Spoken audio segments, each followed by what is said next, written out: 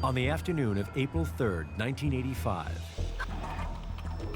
police in Bedford County, Virginia, receive a frantic call. All right, I'll get a deputy out there, okay? A woman reports she found her friends, Derek and Nancy Haysom, dead. I'd been working some burglaries when I heard the traffic on the radio. They had asked the investigators to respond to Arkham Rock Road, at which time I still didn't know what we had. When I first walked in, I wasn't necessarily prepared for what I was about to see.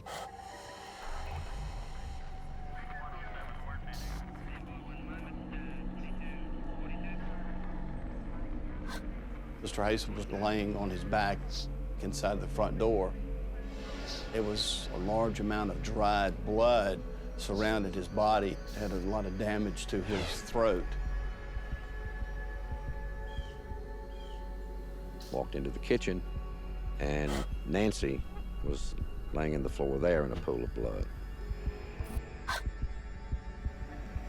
I don't know how to explain it. It was just devastating to go in and see something like that.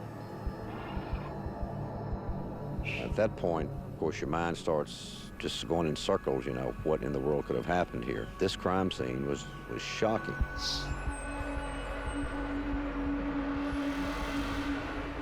Investigators determined that 72-year-old Derek Haysom and his wife, 53-year-old Nancy, died of multiple stab wounds and had their throats slashed.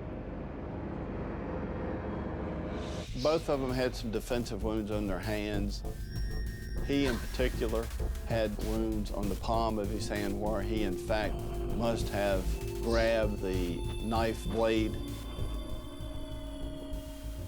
From the texture and color of the blood, the victims appear to have been dead for several days.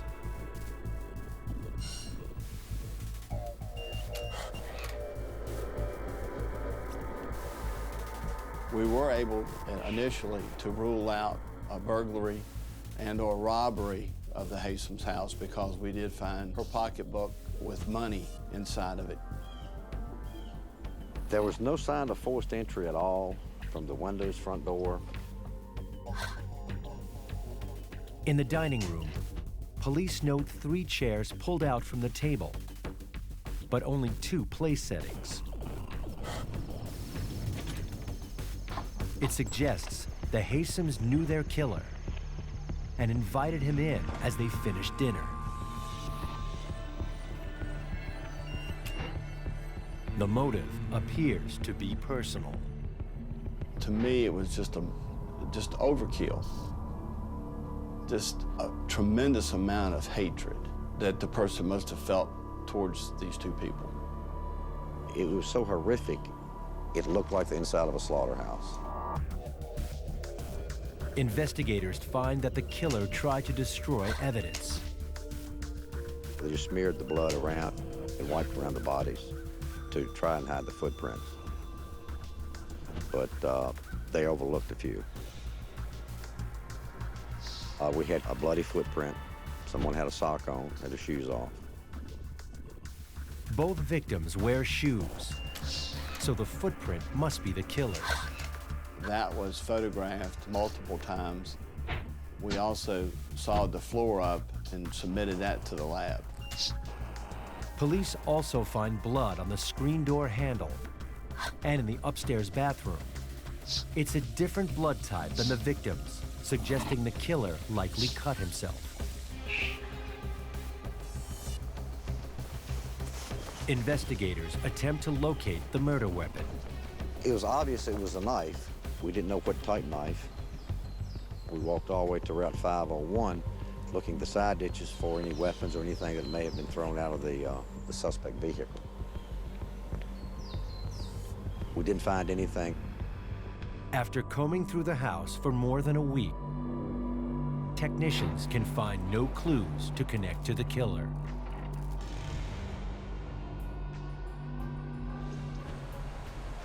Investigators interview neighbors, hoping for a lead or a motive. No one had seen anything or heard anything, So that didn't help us. Investigators learned that Derek and Nancy were a well-liked, friendly couple. Derek and Nancy Haysom were two very sophisticated, world-traveled people. They had been around the world quite a bit. They met in South Africa, and they later lived in Rhodesia.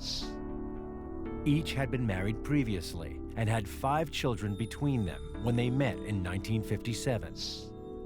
They married in 1960 and had another daughter, Elizabeth, in 1964.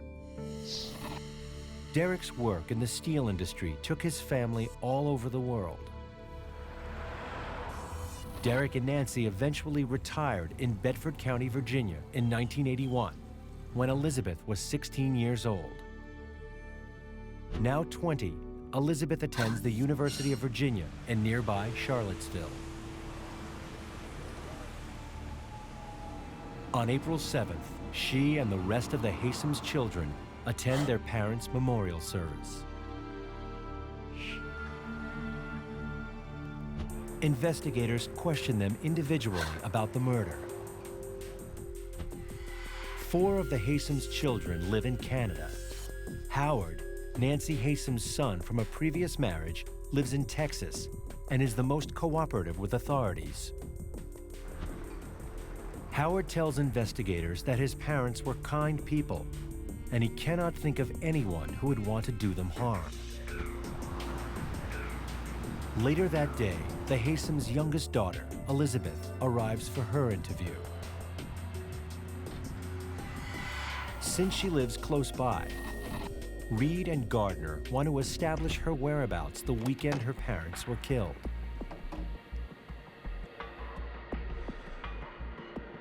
She told us then that she and her boyfriend had rented a car in Charlottesville and had driven to Washington, D.C. that weekend, and then returned back to Charlottesville on Sunday afternoon. She also tells police that the last time she saw her parents was a week before the murders, and everything seemed fine. She told us that she loved her parents very much and that they had always tried to do the best for her, which included sending her to the best schools around the world and to make sure that she got a proper education. Investigators ask Elizabeth if she knows anyone that may have been angry with her parents.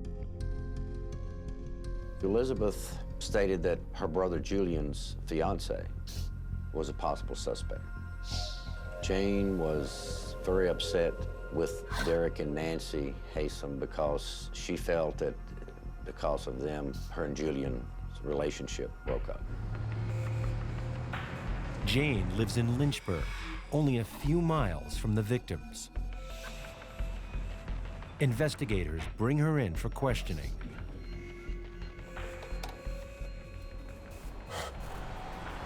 Jane has an alibi for that weekend, but her past raises red flags. We found out that Jane had some emotional problems. Supposedly she had gotten involved with a particular cult group in Richmond. She had supposedly been committed at one time. Investigators take crime scene photos to the Richmond Police Department's cult unit for their input.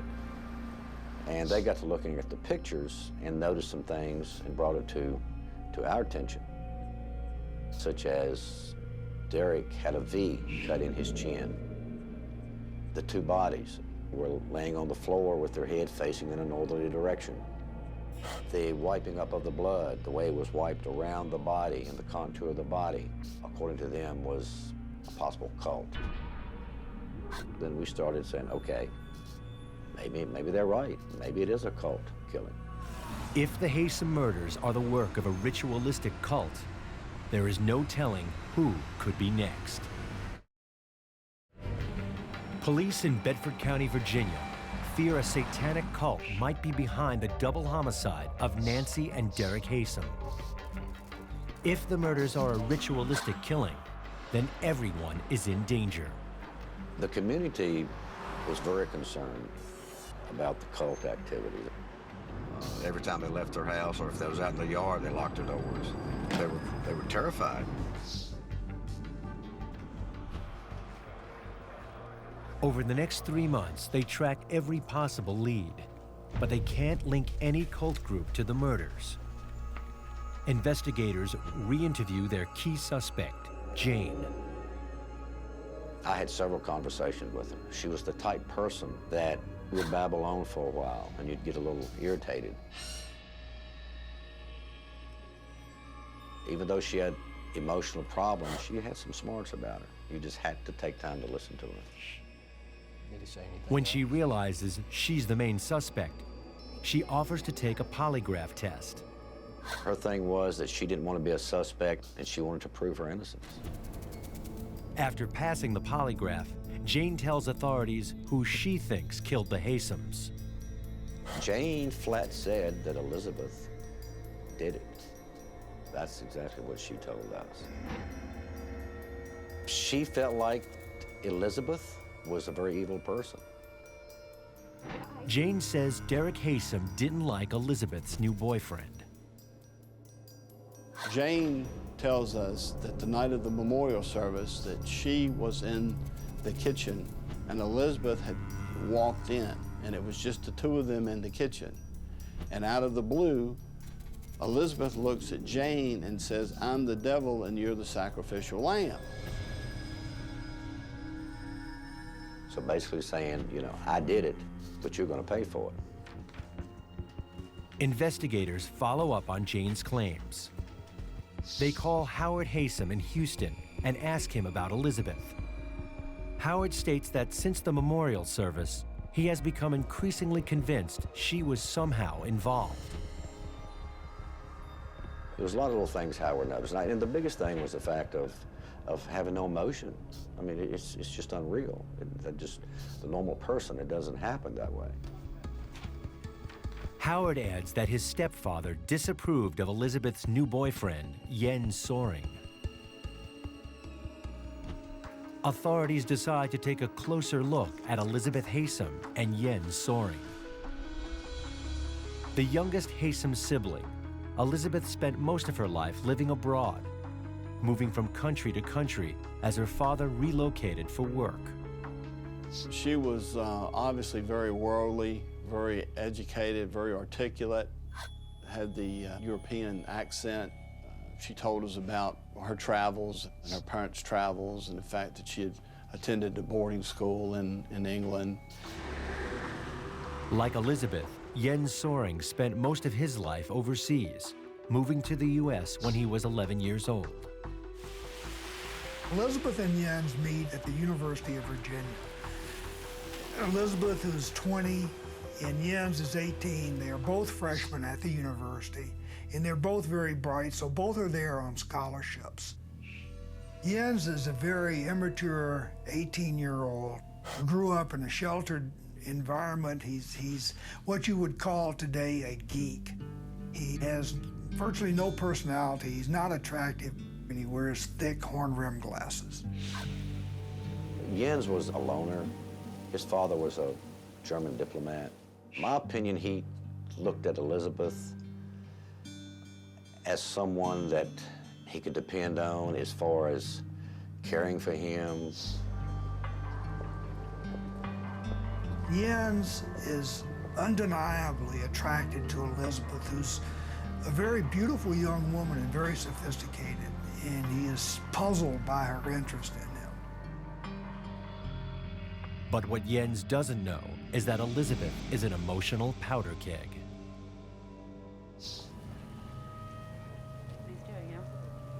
Elizabeth was suffering from borderline personality disorder. They're very impulsive. They have poor judgment. Their emotions are very erratic and unpredictable and apt to quick changes and very intense changes, particularly around feelings of rage and desperation. The overall picture of her relationship with her family was one of almost total emotional chaos. She had no sense of positive emotional attachment to either parent. Her basic recollections of her parents were giving her orders, telling her what to do, and basically just exerting almost total control. A person with borderline personality disorder often tries to seize control in other ways. They may engage in self-destructive or self-defeating behavior, whether that's gambling or drinking or using drugs, or sometimes suicide attempts that may be manipulative, or they may actually cut on themselves in order to relieve the feeling of tension that's internal to them. Elizabeth's animosity toward her parents stems from a strong sense of abandonment. Elizabeth has always had a rocky relationship with her parents, ever since they sent her away to boarding school. Eventually, this relationship grew more strained because she felt that her parents really didn't care about her. They just wanted to get rid of her. I think by the time Elizabeth got to college, she was extremely resentful and extremely angry toward her parents. Elizabeth refuses to let her parents rule her life. Elizabeth Haysom is very intelligent, very determined, very strong-willed, and she's going to get what she wants no matter what it takes to get it. She does that by exploiting others. The borderline personality disordered individual, almost without fail, develops great capacity to be manipulative. And in Yen's soaring, Elizabeth finds her puppet. Elizabeth sees something in Yen's that tells her, this is the guy who can get me what I need. Yen's is not experienced sexually. He's probably never even kissed a girl.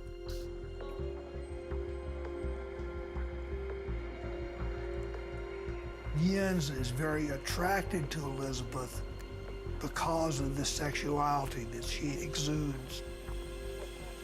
Elizabeth is more interested in Yen's on an intellectual basis, but if she has to use sex to get what she wants, she will. By January 1985, Elizabeth and Yen's are dating seriously. The couple meshed very well. Yen's was entirely, absolutely in love with Elizabeth, and he would do anything she said. With Yen's all to herself, Elizabeth continues the manipulation. Now inseparable, when they go home for the holidays, they write to each other constantly. In her letters, Elizabeth tells Yen's about the abuse she suffers at the hands of her parents and how much she hates them. Yen's learns to hate them too. Yen's is guided by sex. In effect, Elizabeth said, I'll give you all the sex you want if you just do what I want you to do. Yen's was entirely submissive to anything she wanted. Investigators in Bedford County now have to wonder if Yen's is so completely under Elizabeth's spell that he would even help her commit murder.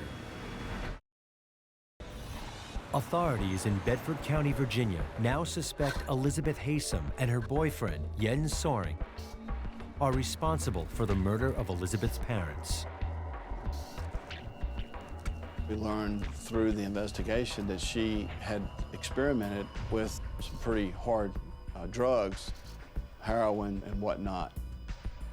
She would leave home anytime. One time she left and took off to Germany, and the family didn't know where she was at, and Mr. and Ms. Haysom finally got Interpol involved and brought her back home. Further investigation reveals that Elizabeth has not been entirely truthful with authorities. To tell you the truth. Elizabeth was telling us that she had a great family life with her parents, great relationship. But from talking to some of her friends, we was learning different. She hated her parents. So we were getting two stories there. On the surface, Elizabeth seems very suspicious. But investigators have no idea what lies beneath. Violent thoughts are common among borderline personality disordered individuals. Oftentimes, the violence is towards themselves. wanting to destroy or injure or maim themselves. It would be almost inevitable that she would develop some form of mental dysfunction and turn her anger and her frustration to other individuals.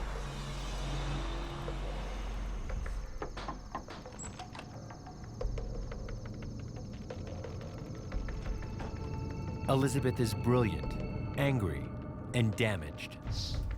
But that doesn't make her a murderer. Delving deeper, investigators review Elizabeth's prior statements and test her alibi, the weekend trip she and Jens took to Washington, D.C.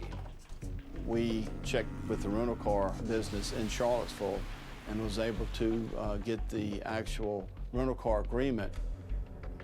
Right off the top, we could see that there was excessive miles on that rental car that weekend. They put 429 extra miles on the vehicle going to D.C.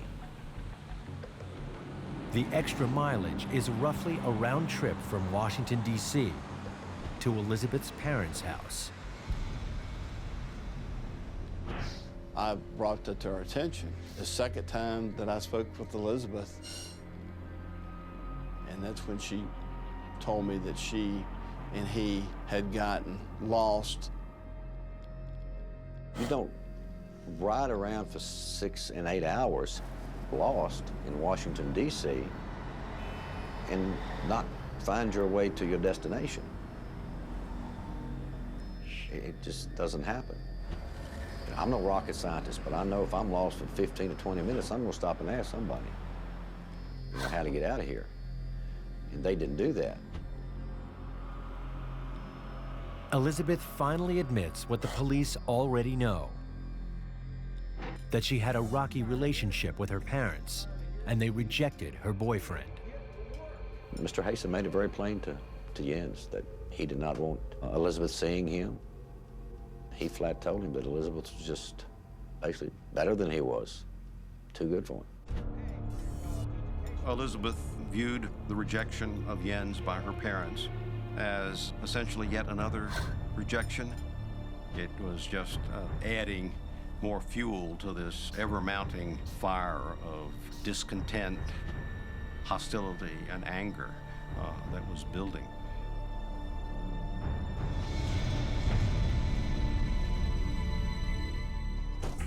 A father's disapproval of his daughter's boyfriend hardly seems motive for murder. But investigators need to be sure. I had asked her if she would give us her fingerprints, her blood, and anatomical footprints so that we could eliminate her as a suspect in her parents' death, which she gave freely.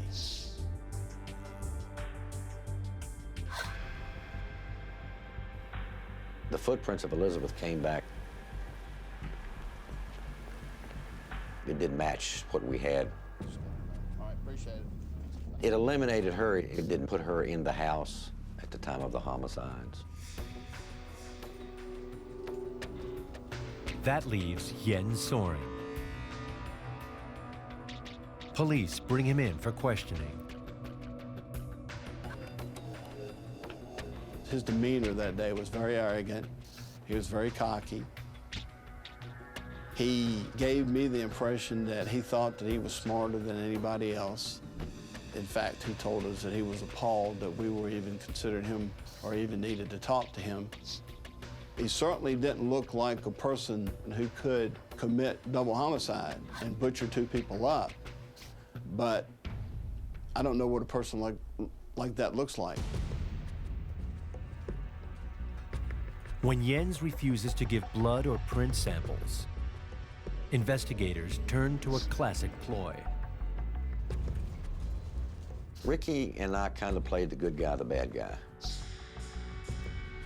While I was playing the bad cop and basically accusing Jens of murdering the Hastings because he wouldn't cooperate with us, Chuck kept reassuring him that he said, I know you didn't do it. I know you weren't capable of doing that.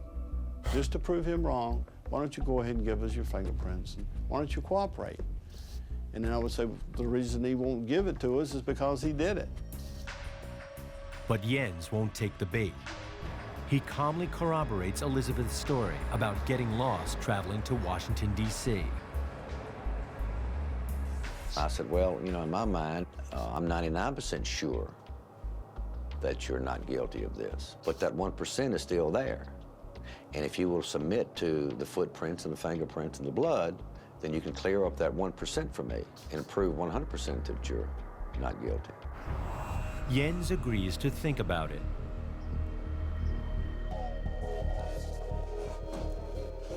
After the interviews, police begin to get a clearer picture of Elizabeth and Jens. They're madly in love with each other. But once you talk to them, you see that Elizabeth is the manipulator and the leader between the two.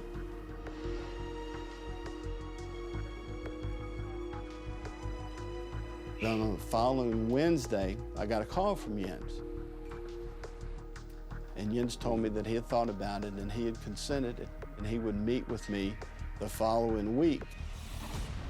The night before the appointment, investigators receive a frantic call from Elizabeth's brother, Howard. Okay, see you later, bye. And he was saying, I told you they did it. I told you they did it. They've gone. You've let them get away. Elizabeth and Jens have disappeared. Investigators on a double homicide in Virginia hit a major roadblock when their prime suspects go on the run. As much as we want them to make a move somewhere or another to prove the point to us that we was on the right track and they were guilty, I was like, oh gosh, now what do we do?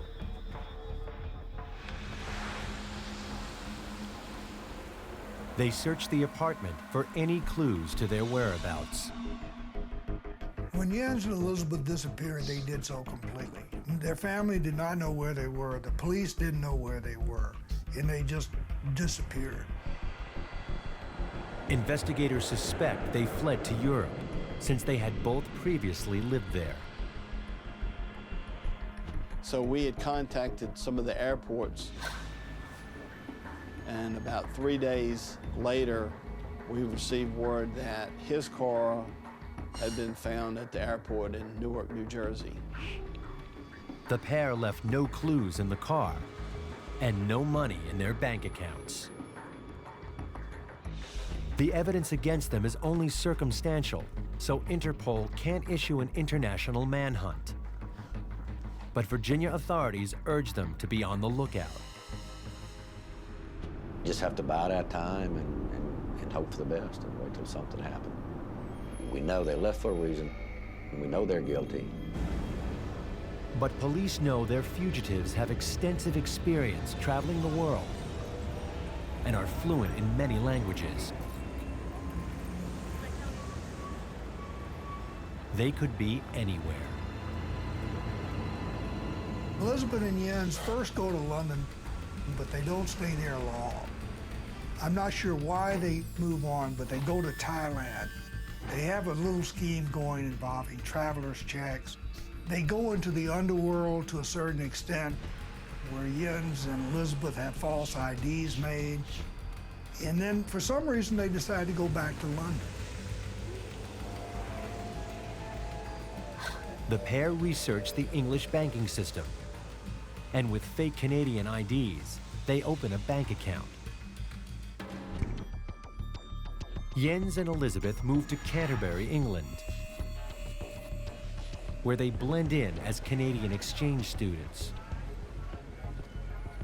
They devise a scheme to get more money. Elizabeth and Jens decide to target a very prominent upscale department store chain in London. And the way they operate this is they go into a store and they buy a number of high-value items and pay for it with a check that turns out to be hot. Before the check can bounce, they take those items and go to another branch of the same store and return them for cash.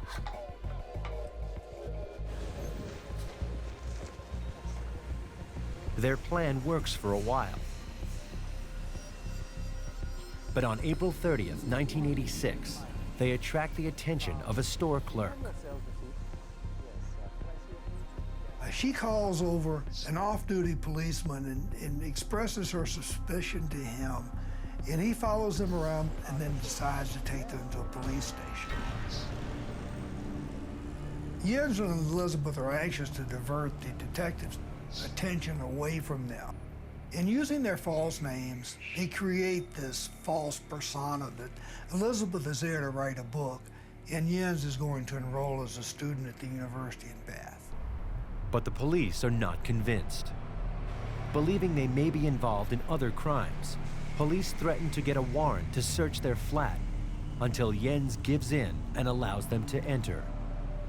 Since the UK has different privacy laws in the US, they don't have any problem. They just go and start digging in drawers and pulling out stuff from closets. They find several bags of store merchandise with receipts and a description of what the two had worn during the purchases. They uncover a cache of fake IDs, including their true identification, and something far more ominous. They start looking through these papers they have collected, including the diary and the letters they have written to each other, and they see mentions of a murder. But they don't know where the murder occurred, when it occurred, or how they are connected to this. In one letter, Elizabeth tells Jens they could be happy if only her parents were dead. Borderline personality disordered individuals are more prone to harbor rageful fantasies towards other people who have offended them. The police have enough to hold the couple on check fraud while they sort out the mystery of the letters and diaries. Further examination of the correspondence points them in the right direction. They found some letters in their belongings referring to myself and Investigator Gardner. They, in fact, in the letters wrote that we were local yokels and that we didn't know what we were doing and that Reed and I had probably gotten fired. On May 30th, 7 months after Jens and Elizabeth fled the country, investigators in Virginia get a surprising call from a British detective who says they have Jens and Elizabeth in custody. Okay. And he said, were her parents murdered? And I said, yes, they were. And he says, I think we have the murderers locked up in our jail, and you may need to talk to them. I thought somebody was playing a real bad joke on me at first. I've got this person calling me on the phone who I have no idea who it is, and they're telling me this, and I don't know whether to cry or scream or what. After receiving word that fugitives Elizabeth Haysom and Jens Soring are in a British jail, authorities from Virginia immediately fly to England.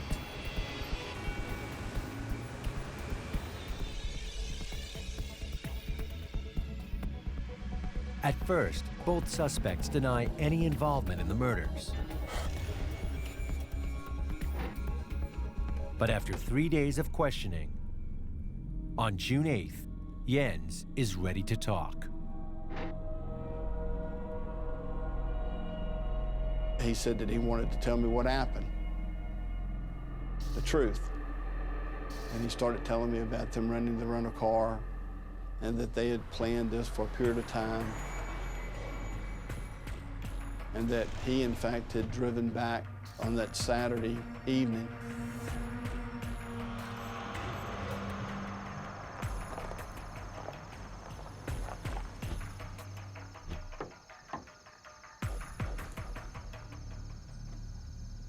He says he wanted to try to convince Mr. and Mrs. Haysom to accept him in Elizabeth's life. But if they turned him down, then he was going to have to do what he had to do.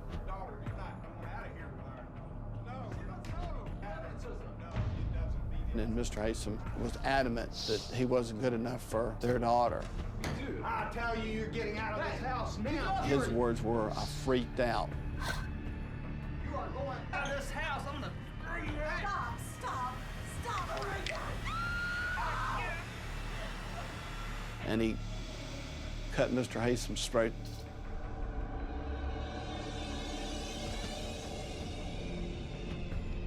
As Jens gives further details about the murders, authorities interview Elizabeth. She says she knew nothing of the murders until afterwards. But the diary and the letters suggest otherwise. When partners in a criminal pairing are caught and they're no longer subject to the spell of each other and the shared reality that they might have, they will often turn on each other.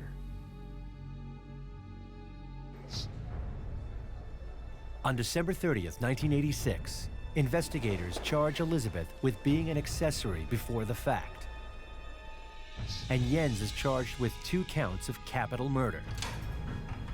His conviction could mean the death penalty. Once Jens realizes that he could be executed, he's not so anxious to get back to the States. The British are not so anxious to release him either, because they've outlawed the death penalty in the UK and in most of Europe. So Jens takes his case to the World Court, and he fights quite a battle. As part of his defense, a court-appointed psychologist examines Elizabeth and Jens. The evaluation done on Ms. Haysom indicated that she was, quote, a pathological liar.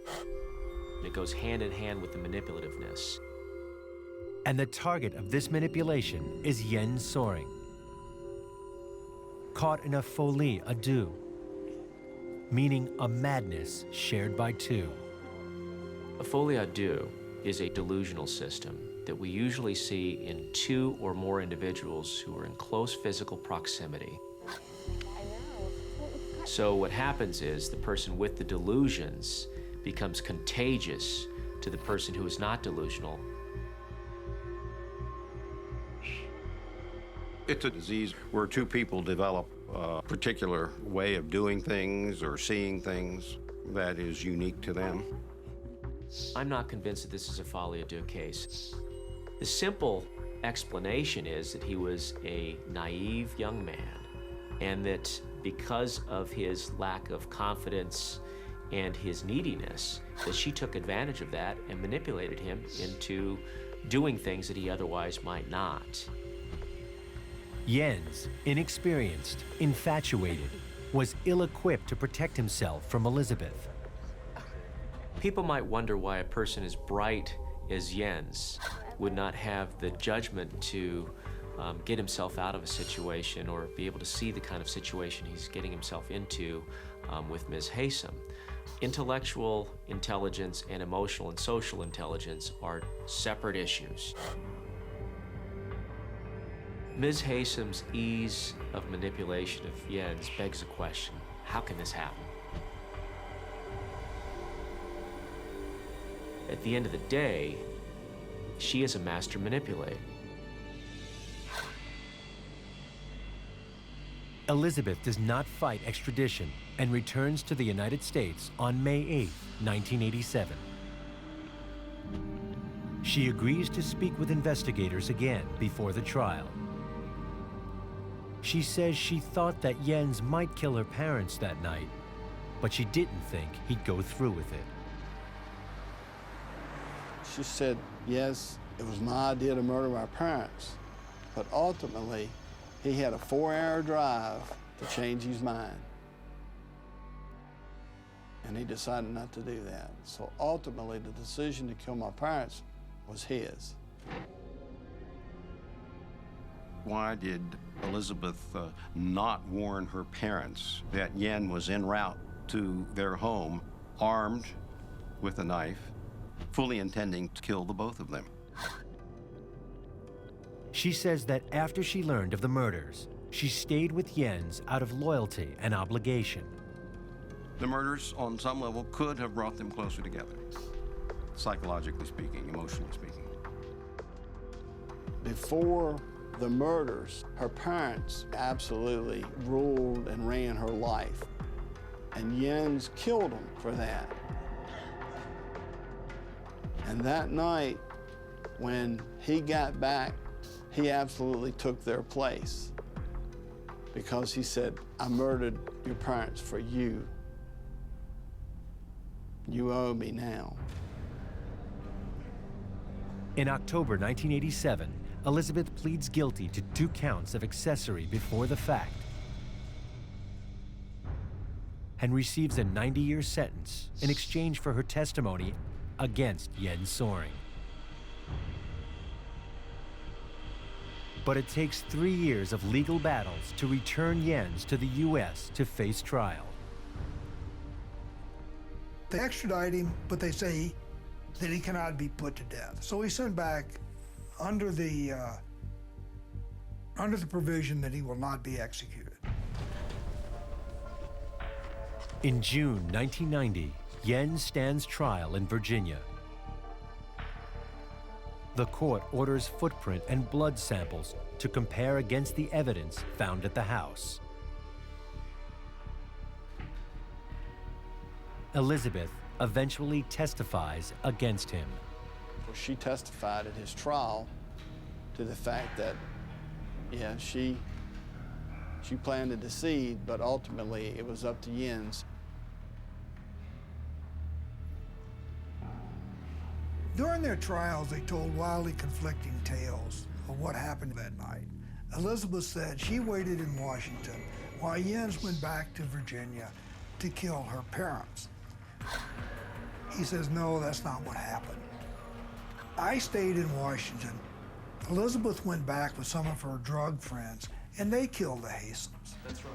After 4 years of incarceration in Jens claims that he initially took responsibility for the murders in order to protect Elizabeth. But forensic testing shows it was Jens' blood type in the house, his bloody sock print on the floor. On June 21st, 1990, Jens Soring is found guilty on 2 counts of first-degree murder. He is sentenced to life in prison. Elizabeth said Jens committed the murders. When Jens goes to trial, he says Elizabeth committed the murders. And we'll probably never know for sure exactly what happened that night. At the end of the day, both of them are sitting in prison. Total wasted their lives. Very intelligent people. Just a waste.